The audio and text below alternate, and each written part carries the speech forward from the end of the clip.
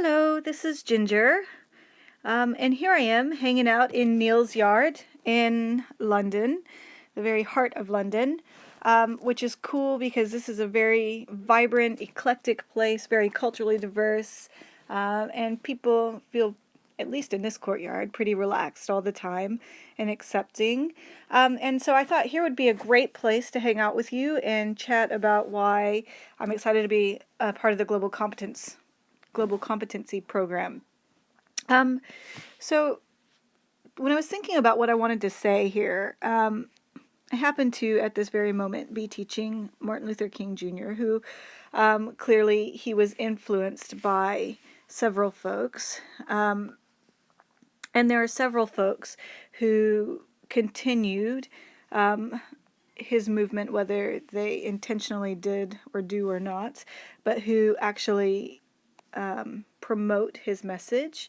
And so I wanted to talk to you today about the foundation of that message and why I think it's vital to my foundation for wanting to know more about global competencies. So excuse me, everybody. Let me just bring it back to Martin Luther King Jr. here. So I'm going to hang out.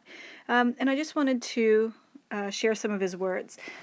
These come from his Nobel Prize acceptance speech that he gave in 1964 to a very diverse group of people. And at the time, he felt pretty convicted about why he received the award. I mean, he felt like the movement had not succeeded, so he was a bit confused as to why he was picked. But he decided that actually it might be because the people believed in his message and believed in his vision and gave him the prize in the expectation and the hope that it would someday be true. So in his speech, he said these words. I'm just going to read snippets. He said, sooner or later, all of the people of the world will have to discover a way to live together in peace and thereby transform their pending cosmic elegy into a creative psalm of brotherhood. If this is to be achieved, men must evolve for all human conflict a method that rejects revenge, aggression, and retaliation. The foundation of such a method is love. He goes on to say, I believe that even amid today's mortar bursts and whining bullets, there is still hope for a brighter tomorrow. And finally, he said, I have the audacity to believe that peoples everywhere can have 3 meals a day for their bodies, education and culture for their minds, and dignity, equality, and freedom for their spirits.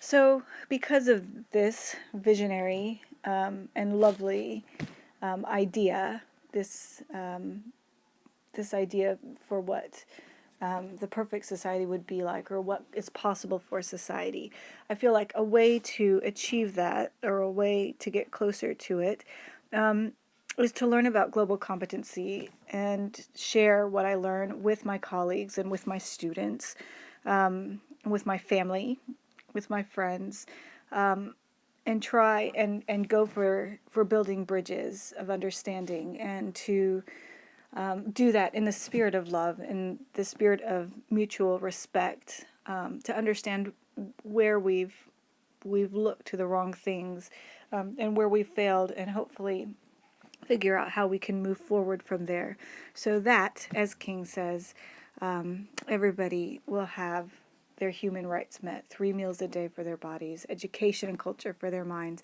and dignity, equality, and freedom for their spirits. Thanks.